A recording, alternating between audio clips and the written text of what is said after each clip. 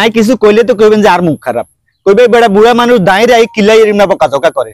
I তো বকাঝকা করতাম চাই না, কিন্তু বকাঝকা করার কাম করে দেখি আর বকাঝকা করন লাগে। এই মায়ের দোয়ার টিকিট টিম আছে না, এগুন দুবাইতে গেছে, দুবাইতে থাক, এগুলো কোনোদিন বাংলাদেশের দরকার নাই।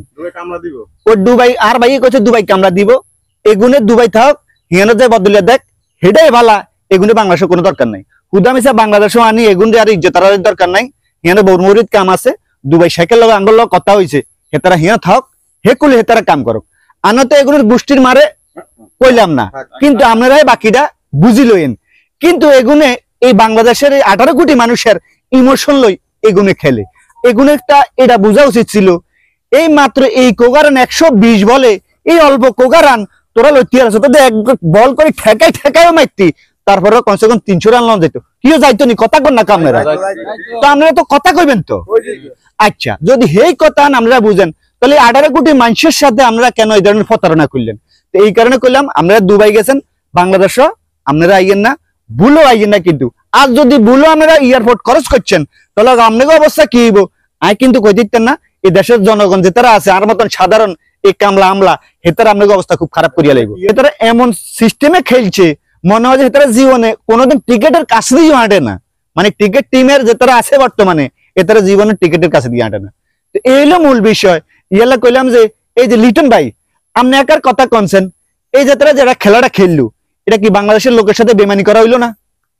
বাংলাদেশে যে 20 কোটি মানুষ আছে, প্রত্যেকটা লোকের ইমোশন নিয়ে তারা তামাশা করছে এই দুবাইয়ের মাঠের মধ্যে। তো আমার কথা হচ্ছে, তো আপনারা আর এই দেশের তো আইন দরকার নাই, আপনারা এই দেশে তান, এই দেশে আপনারা ওই যে আমগো বাঙালি প্রবাসী যেগুলো আছে, হেতাকে কিছু টুকটাক কাম কাজ আছে, হেতাকে লগে টুকটাক কাম কাজ করেন, আঙ্গু দেশে আর আপনারা আইন না। তবে আঙ্গু দেশে যদি আপনারা আইন, তো আমাকে হলো শনির দশা আছে।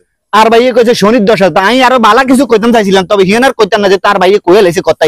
ইয়ালা কইলাম যে আমরা হেকুলে গেছেন, দুবাইতে গেছেন, দুবাইতে থাকেন, আমরা হেকুলে বদলিয়া দেন, আর হেকুলে প্রবাসী ভাইয়ে একটু হেল্প করেন।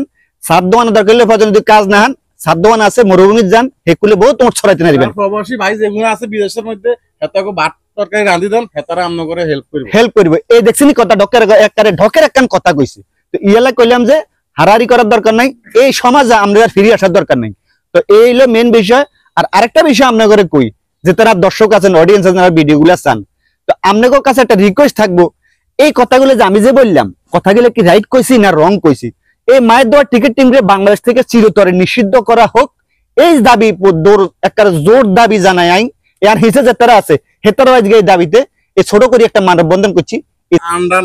আরো খারাপ কিছু আছে, তো এটা কইলাম তো, এটা এগুন তো হসান্ডা, এটা হচ্ছে গরম আন্ডা আছে না, এটাকে হতে দিয়ে একটা গরম আন্ডা থেরাপি আছে না, হেগুন দিলে তো এই যদি তারা সোজা আর কি। তো বাংলাদেশে আপনার কাছে রিকোয়েস্ট, বাংলাদেশে আমরা হিরিয়ে না, দেখে ভালো থাকেন, আঙ্গুলায় দোয়া করি। আসসালামু আলাইকুম ওয়া রাহমাতুল্লাহ।